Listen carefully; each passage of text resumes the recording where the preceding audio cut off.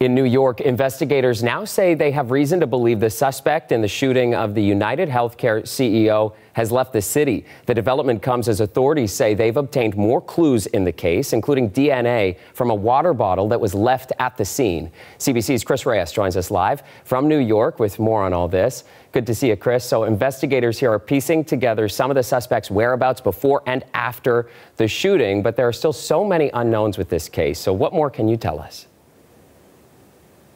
Chris, where do I start? This case gets more gripping for every hour that the suspect is at large. The latest is that police have now found the backpack that the suspect was visibly wearing in the security cam video that showed Brian Thompson being gunned down in Midtown Manhattan in the very early hours of Wednesday.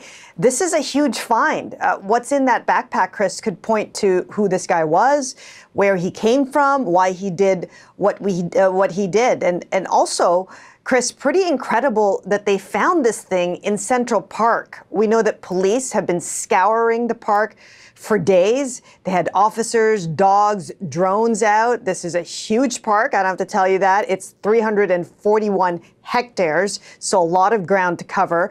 Police can add that backpack now to the mountain of evidence that they're sifting through right now. Remember, this city has some 70,000 CCTV cameras. They've been going through all of that footage. They did find what the New York Police Commissioner called the money shot. That is the one photo that's been circulating since yesterday showing the suspect masked down, smile on his face. The explanation for that, apparently, Chris, is that he may have been flirting with the host at the hostel where he was staying prior to the shooting. But as you mentioned, the other big new information is that they now believe that he has left New York City. And it's fascinating how they came to that conclusion. Have a listen to the New York chief detective. We have our perpetrator leaves the Hilton Hotel after the incident takes place. We have them getting on a bicycle and riding into Central Park. We then later pick him up on 77th Street, exiting the park on Central Park West, still with the bicycle. Eventually, we have him on 86th Street and Columbus Avenue, walking. He loses the bike. And then from there, we have him in a taxi cab, and the taxi cab takes him up to 178th Street and Broadway, which, as we know, is a Port Authority bus center. Those buses are interstate buses. That's why we believe he may have left New York City. Okay, so pieces are coming together, but at this point, there are many more questions than answers, Chris. The biggest one is probably why he chose to write the words deny, delay, depose on those bullet casings. That phrase is commonly understood to be used by insurance companies to fight against client claims. Now, you know, that seems like a blatant declaration of motive, but is it a deflection? That's the other question that's out there, and we really won't get any answers until this suspect is arrested. So many twists and turns with this one, as you rightly pointed out right off the top. It's gripped so many people right around the world, obviously, in our country, but I can't imagine anywhere more so than in New York. What are you seeing in terms of how this is all resonating there? Well, I'll tell you this. What's become clear with the flurry of reaction online is that people have a lot of hate and anger for the insurance industry. That's something that United Healthcare is taking note of because a lot of those comments are targeted directly at them. Remember, United Healthcare is the largest health insurance company in the U.S. Their revenues are in the billions, and customers are taking to social media to complain instead of sympathize with them. It's interesting that the company, in a statement, noted that they are also getting support. Here's what they put out. So many patients, they said, consumers, healthcare professionals, associations, government officials, and other caring people have taken time out of their day to reach out. We are thankful even as we grieve. Our priorities are first and foremost supporting Brian's family, ensuring the safety of our employees, and working with law enforcement to bring the perpetrator to justice. The company has also taken other security measures, including canceling any events or speaking engagements for their employees. They've shut down any comments on social media. Brian Thompson's former bodyguard has spoken out. He said he was baffled by how little protection Thompson had in New York. I was the detail leader. I would make sure that that we would have had the room secure, number one, but number two, we would have brought him through a back entrance because it's that important. You're talking again about a very important man in this country. And Chris, finally, this case has struck a chord, especially in New York, where there are so many high-profile CEOs and other leaders. You can bet that there are a lot of conversations happening right now about security protocol for employees of these highly visible companies. Yeah, no kidding. All right, Chris Reyes for us in New York. Thank you, Chris. I want to stay on this story just because it is obviously so fascinating and there's so much to kind of parse apart. We've got retired FBI Special Agent Kenneth Gray joining us now from Madison, Connecticut to help us dig into this one. Thank you so much for being with us, Kenneth.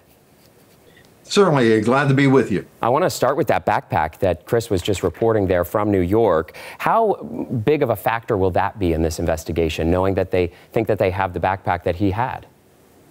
Well, it's another piece of evidence that links the shooter with the crime.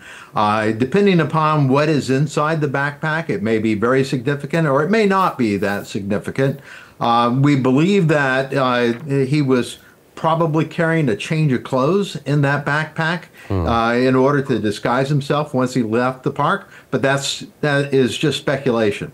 And we just heard together there that the NYPD now believes that he's left New York City. And so I'm curious, how big of a perimeter would they be dealing with in this case? You know, he left the New York City shortly after the shooting on Wednesday. Now on Friday, he has had time to get just about anywhere in the country, depending upon how he was traveling. By bus, he could have easily gotten up to the border there and be in your country, or he could have headed south. So without knowing who he is, it is hard to track him, but NYPD has done an excellent job of tracking his whereabouts before and immediately after the shooting. Now that he was on a bus out of the area, that information is still yet to be determined. And you bring up the fact that obviously the Canadian border, not far from New York there. How do you think in a case like this, authorities would be mobilizing at the border differently? So all they have at this point is that one photograph that shows a part of his face, more of his face than we saw anywhere else. So that would be distributed at all border crossings. But it would be a lot more helpful if we had a full identification, a full picture, and more identification information. I think that NYPD is very close to having that access if they don't already have it. If they have it, I would expect that to be passed along to law enforcement all over the place, including border crossings and up to law enforcement in your country. Well, we know that this manhunt has been intense now for 3 days. Time, a crucial factor in investigations like this. So how does the elapse of time change the investigation? So investigations take a long time. I'm amazed at the progress that NYPD has made so far, being that a lot of it comes from surveillance cameras, and that takes time going through the video. You have to gain access to the video and then go through the video looking for important shots. And, you know, there's a lot more video there than the ones that are contained images of the shooter. But as time goes on, he has more of a chance to get to locations unknown. And so it would have been preferable, if at all possible, to try to contain him in the area. But now that we know he is outside that containment, now you have to follow up all those leads, get a full identification on him, and use that information to try to track him down. Some experts in the state say that the suspect looks like a professional, especially with the way that he dealt with the malfunctioning weapon. But you don't think so. What makes you think not? So dealing with a malfunction of a gun like that does show some experience with the gun. But that does not necessarily mean that he is a professional hitman or anything. I think that he took a lot of care in trying to hide his identity. He very rarely took the mask off, except for that one shot that we saw where at the youth hostel. That was the only one that really we see any videos where he is not masked. Additionally, he used false ID and he traveled by means of transportation where he wouldn't need to use an ID. So those all show that he was taking special care and trying to hide his identity. But nonetheless, things like the fact that the writing deny, delay, depose seems a little too pat there for it to be a professional. This is a person who either wants to know people to know why it is that he shot Brian Thompson, or it may be to mislead law enforcement. But he did show some proficiency with the weapon when it malfunctioned, and that does tend to make one think that there may have been some degree of training involved. Well, Kenneth, it is certainly a fascinating case, this tragedy that played out in New York City. Thank you so much for coming on the program and telling us your perspective. Thank you. Retired FBI Special Agent Kenneth Gray.